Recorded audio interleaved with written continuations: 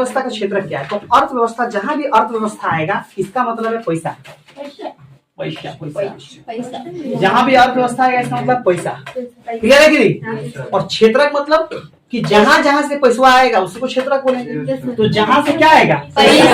पैसा आएगा उसको क्या बोलेंगे? अब देखो, इसको तुम लोग समझ में नहीं आया होगा। जैसे हम पढ़ा रहे हैं कि नहीं, तो पैसा आ रहा है कि नहीं? यदि हम कोई भी काम करेंगे तो उस काम से पैसा आएगा।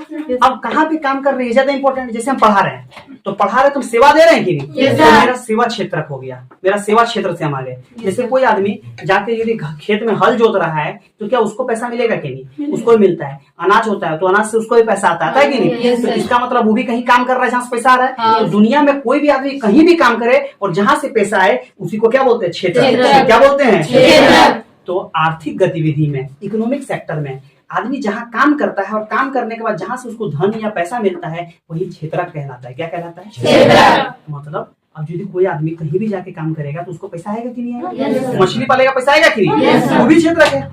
बकरी पालेगा तो पैसा आएगा कि नहीं? वो भी क्षेत्रक है। पढ़ाएगा तो पैसा आएगा कि नहीं? क्षेत्रक है। वकील बनेगा तो क्षेत्रक है कि नहीं? वहां से पैसा आएगा। डॉक्टर बनेगा तो वहां से भी पैसा आएगा।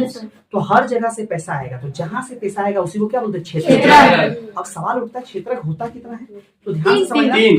कौन कौन? गलत। अब इधर चुपचाप देखो। ठीक है, क्षेत्रक क्या होता है? सबसे पहले हम जब देखेंगे तो क्षेत्रक स्वभाव के अनुसार,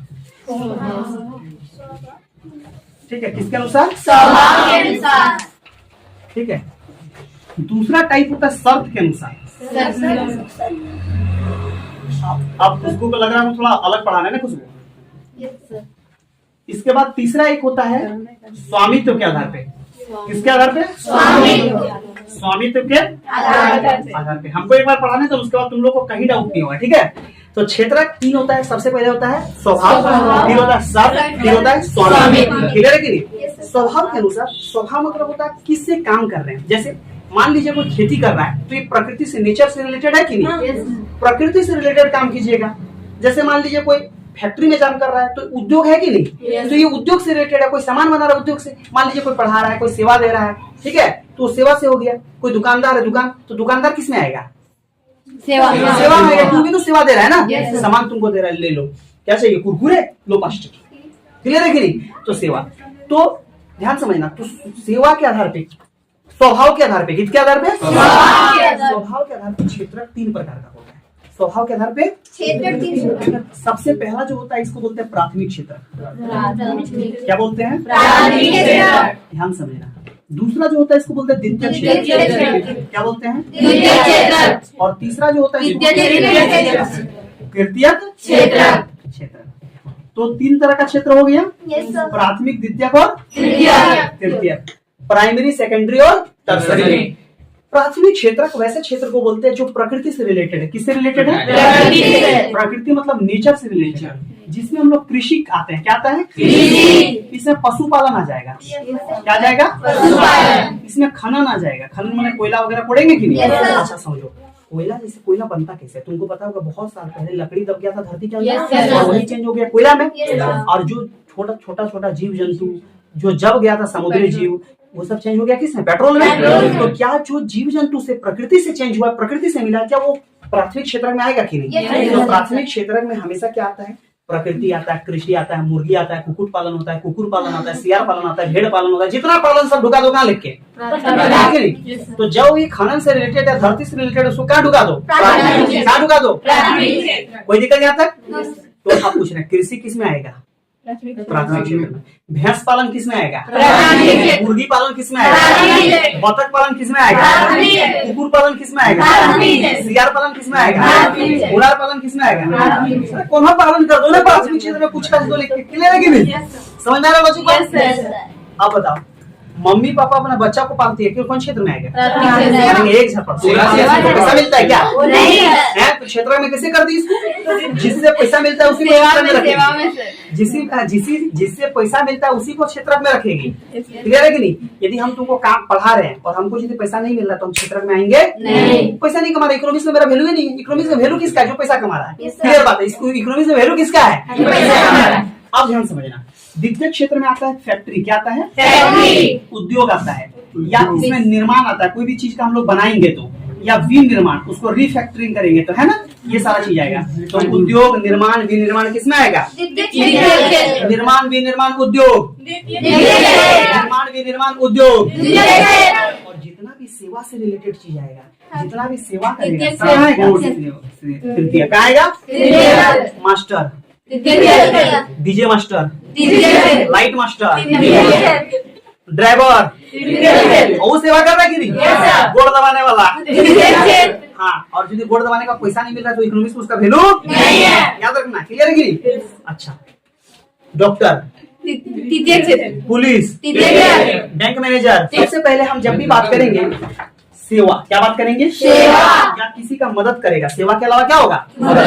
मदद भी होगा तो आएगा इसी में। या सेवा मदद कर सकता है, या तो परिवहन, परिवहन मतलब गाड़ी वगैरह से, है ना, ये सब आ जाएगा तृतीय क्षेत्र में। किसमें आ जाएगा? अब कोई पूछेगा प्राथमिक क्षेत्र किसको बोलेंगे, तो सिंपल बात है, प्राथमिक क्षेत्र क्या है? प्राथमिक क्षेत्र वह क्षेत्र है जिसमें प्रकृति से संबंधित क्रियाएं की जाती है।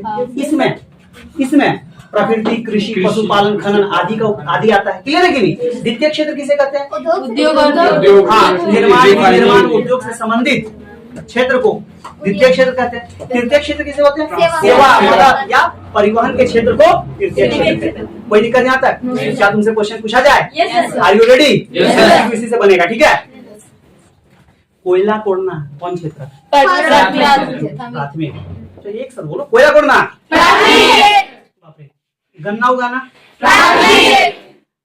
चीनी बनाना, क्या होगा? चीनी दुकान में बेचना, क्या हो जाएगा? क्लियर है? हम कोई चीज खरीद रहे हैं तो कौन क्षेत्र में आते हैं? सेवा दे रहा है वो। टी शर्ट जो कंपनी बनाई वो क्या होगा? हम लोग जो चावल खाते हैं, जो उगाता है वो, चावल से आटा पीसता है वो, आटा पीसना वाला द्वितीय।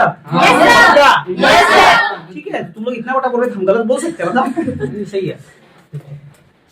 अच्छा, वो आटवा से बिस्कुट बना दिए आटा से बिस्कुट बनाएगा फैक्ट्री, द्वितीय क्षेत्र में आएगा। किसमें आएगा? और बिस्कुट को बेचना। क्लियर है कि नहीं? अब ध्यान समझना, इससे क्वेश्चन खूब रहेगा जो हम पूछ रहे हैं बार बार। गाय से दूध दूहना प्राथमिक। गाय से दूध देना, उस दूध को बाजार तक लेके जाना तृतीय। सेवा कर रहा है कि नहीं? हमारे घर में अखबार ला के पटकने वाला क्या? क्लियर हुआ? क्या स्वभाव के अनुसार 3 क्षेत्र होता है? प्राथमिक, द्वितीय और तीनों वाइड में क्लियर हुआ? बस ये तो हम पढ़ाते हैं। अब देखो इधर, अब शर्त के आधार पे 2 क्षेत्र होता है। शर्त के आधार पे 2, एक का नाम है संगठित और एक का नाम है असंगठित। संगठित क्षेत्र में क्या और असंगठित क्षेत्र में ध्यान दो। संगठित मतलब एक ऑर्गेनाइज्ड होता है, ये लोग एक तरीके वही बता रहे हैं, मतलब ये लोग एक साथ इकट्ठा होता है, हर चीज का ये लोग का फिक्स होता है। मान लो जैसे तुमको कहीं पे, जैसे इसका क्या होता है, संगठित क्षेत्र जो भी होता है, इनका काम तय होता है कि कितना घंटा काम करना है, कितना घंटा ड्यूटी है। इनका पैसा भी तय होता है कि कितना पैसा इनको मिलेगा। क्लियर है कि नहीं? इनका काम तय होता है, पैसा तय होता है। क्लियर है? इसके अलावा अवकाश, इनका छुट्टी भी तय होता है कि कब इनको छुट्टी दिया जाए। तो देखना, सरकारी कंपनी जो बीसीसीएल है, क्या वो है कि नहीं है? या रेलवे है, क्या है? रेलवे हो गया ये सब। या टाटा कंपनी में सब निश्चित होता है, ठीक है। या रिलायंस, हाई स्कूल का टीचर भी हो जाएगा। वो लोग संगठित में आते हैं। किसमें आते हैं? संगठित में हमेशा वो आएगा जिसके पास निश्चित घंटा काम रहेगा। जैसे तुमको बता रहे हैं, मेरे काम करने का कोई फिक्स है नहीं। आज पढ़ा रहे 5 घंटा, कल पढ़ाएंगे 3 घंटा, परसों मन करेगा 8 घंटा, कभी नहीं हो पाएंगे। क्लियर है कि नहीं? तो हम असंगठित क्षेत्र में काम करने का कोई मतलब ये नहीं है। अब जितना काम उतना पैसा हमारा आता है ना। मान लो हमको घंटा के अनुसार, मान लो 5 घंटा पढ़ाएंगे, 5 घंटे के अनुसार पैसा मिलेगा। 10 घंटा पढ़ाएंगे, 10 घंटे के अनुसार, नहीं पढ़ाएंगे नहीं पैसा मिलेगा। तो हम लोग किसमें आते हैं? लेकिन ध्यान समझना, संगठित क्षेत्र में काम तय होता है क्या काम करना। मान लो तुम सरकारी नौकरी, रेलवे में नौकरी लग गया, तो कितना घंटा नौकरी तय है कि नहीं? उसके बाद पैसा भी तय है, कितना महीना मिलेगा हमको कोनो तय नहीं। जब मन करेगा कम बोलेगा, बच्चा कम हो गया पैसा नहीं मिलेगा, पढ़ाना है पढ़ाओ, नहीं पढ़ाना जाओ, बोलेगा बच्चा बढ़ गया पैसा ज्यादा बढ़ जाएगा। क्लियर है कि नहीं? लॉजिक वाला बात है। अवकाश छुट्टी तय होता है, हम लोग का छुट्टी नहीं होता है, कखनू बोल देगा नहीं आना होगा, कखनू बोल देगा आओ। लॉजिक बात है, ठीक है। जो टीचर है, जो प्राइवेट पढ़ाता है, ये लोग कैसा है? असंगठित। कैसा है? असंगठित। ध्यान समझना, असंगठित लोगों का काम का दिन, काम का समय तय नहीं होता। 8 घंटा जगह जगह कभी 12 घंटा भी खटा लिया जाता है, कभी 16 घंटा भी खटा लिया जाता है। गलत बोल रहे हैं क्या? या पैसा भी कितना मिलेगा ये भी तय नहीं होता, छुट्टी भी तय नहीं होता है। तो असंगठित क्षेत्र का उदाहरण क्या होता है? दुकानदार, छोटे दुकानदार नहीं हो जाएंगे? छोटे दुकानदार। मजदूर क्या हो जाएंगे? मजदूर। कुछ कुछ मजदूर संगठन भी है, लेकिन ठीक है, यह संगठित में डाल देंगे। क्या डाल देंगे? खेती करने वाले लोग असंगठित में आता है कि नहीं? खेती में तो कुछ फिक्स नहीं है। समझ में आया? अच्छा, स्वभाव के अनुसार क्षेत्र के प्रकार का कौन कौन? क्लियर है? शर्त के आधार पे कितना? कौन कौन? क्या बुरा है? देखो बिना देखे बोल रहे हो कि नहीं? पहले से किस देखो, स्वभाव के अनुसार कितना क्षेत्र? कौन कौन?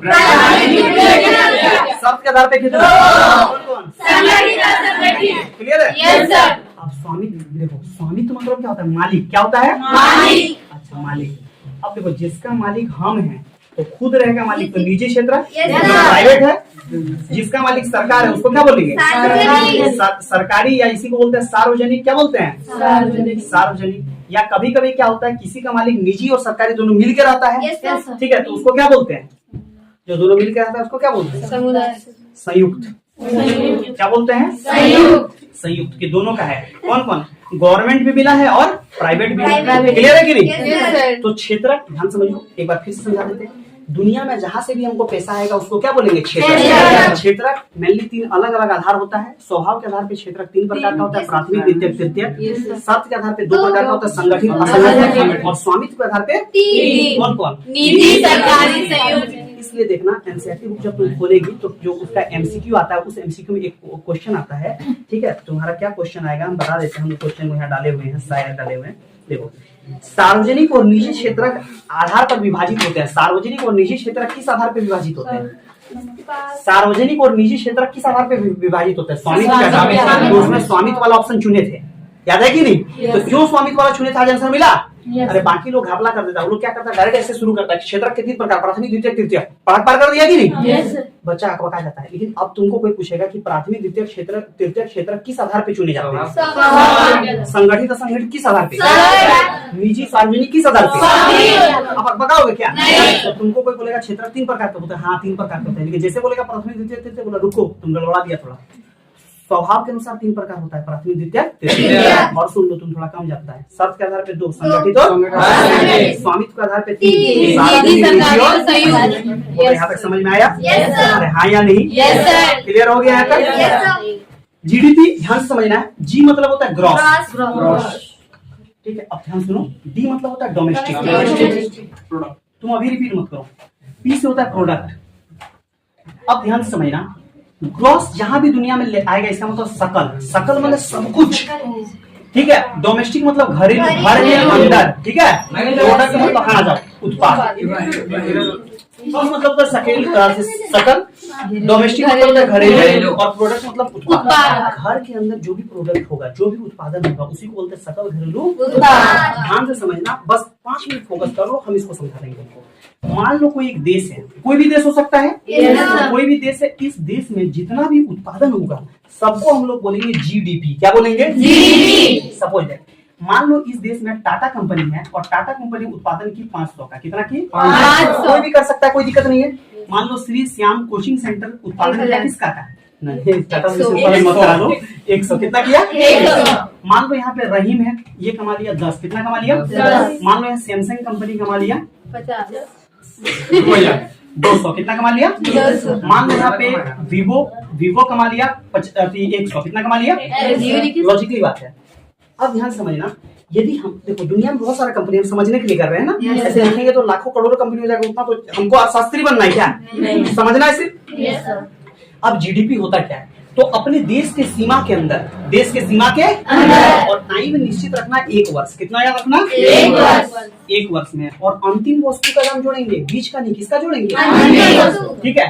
तो अब हमारा देश का जो जीडीपी होगा ये हो जाएगा 500 टाटा कंपनी का, 100 श्री श्याम कोचिंग सेंटर का, रॉयल का 10, सैमसंग का 200 और वीवो का 100। तो 5 1 600, 2 800, 900, 910। तो जीडीपी कितना आ गया? क्लियर है कि नहीं? तो जीडीपी क्या है? किसी भी देश की सीमा के अंदर एक वर्ष में उत्पादित सभी अंतिम वस्तु और सेवा का मूल्य, सभी अंतिम वस्तु और सेवा को जीडीपी कहते हैं। क्लियर है कि नहीं? नहीं तो क्या दिक्कत है? हमारे देश के अंदर उत्पादन कर रहा है ना, तो हमारे देश का जब अंदर उत्पादन कर रहा है तो फैक्ट्री यहाँ लगाएगा तो यहाँ नौकरी देगा कि नहीं देगा? यहाँ जो मोस्टर मोबाइल बचाएगा तो हमारा दुकानदार होगा कि नहीं होगा? ट्रैक्टर कौन चलाएगा? चाइना से क्या आदमी के हम लोग चलाएंगे? जब हम लोग देखेंगे तो हमारे देश के अंदर जो भी उत्पादन होगा वो जीडीपी है। क्या है? जीडीपी। इसमें 3 बात नहीं भूलना है, ध्यान समझ लो बार बार।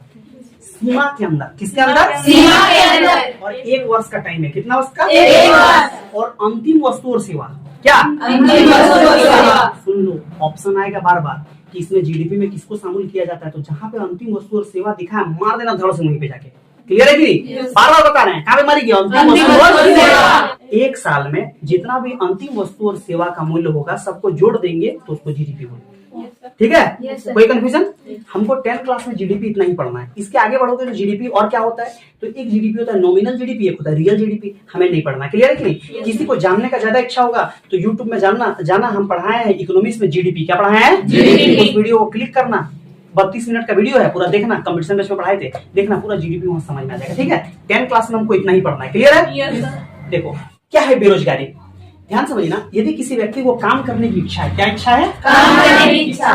काम करने की इच्छा है, ठीक है, और उस व्यक्ति को काम नहीं मिल रहा है तो उसी को बेरोजगार बोलेंगे। अब जैसे काम करने की इच्छा रहते हुए यदि काम ना मिलता है तो उसे क्या बोलते हैं? अब मान लो बेरोजगारी। हाँ, और ध्यान समझना, कुछ बेरोजगारी ऐसा होता है खुली बेरोजगारी, ठीक है, जिनके पास रोजगार नहीं है, काम करने की इच्छा है, रोजगार नहीं है, काम मिल नहीं रहा है, बेचारा एकदम बेरोजगार पड़ा है, तो उसको बोलते हैं खुली बेरोजगारी। क्या बोलते हैं? खुली बेरोजगारी। क्या बोलते हैं? खुली बेरोजगारी। कुछ लोगों को मौसम के अनुसार काम मिलता है, जैसे मान लो ईंट भट्टा में काम चल रहा है तो ईंट भट्टा के मौसम में उसको काम मिल रहा है, बाकी मतलब मौसम में बैठा हुआ है तो उसको बोलेंगे मौसमी बेरोजगारी। जिसको सिर्फ एक मौसम में काम मिलता है तो उसको कैसा बेरोजगारी?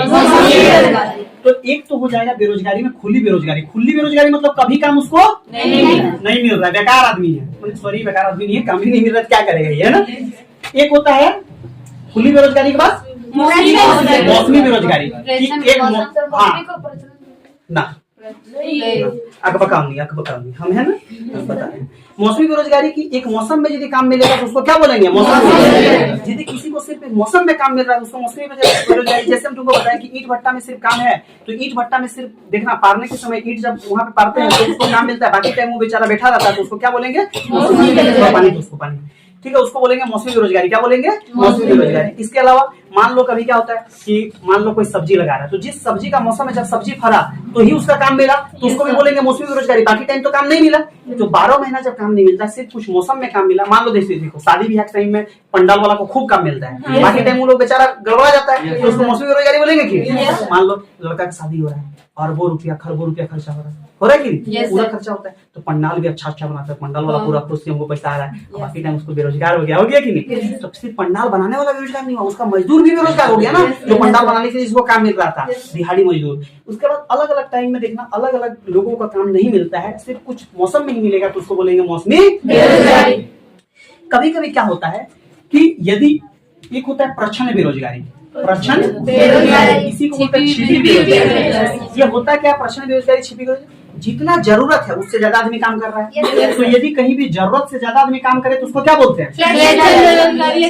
प्रच्छन्न बेरोजगारी या छिपी बेरोजगारी। मान लो कि कोई खेत है और खेत में जरूरत है 4 को काम, 6 को काम कर रहा है तो प्रच्छन्न बेरोजगारी। यह सब खेती में बहुत देखने को मिलता है। या शहर में कोई दुकान है, एक ही आदमी दुकान तो चला सकता है लेकिन फिर भी देखना 3 घर का आदमी उसी दुकान पर बैठा रहता है ना, तो उसको बोलेंगे छिपी हुई बेरोजगारी, क्योंकि उसको पूरा तरह से नहीं मौका मिल पा रहा है। क्लियर है? तो जरूरत से ज्यादा यदि कहीं का आदमी काम करे तो उसको क्या बोलते हैं? प्रच्छन्न बेरोजगारी या छिपी बेरोजगारी। फिर से बोलो,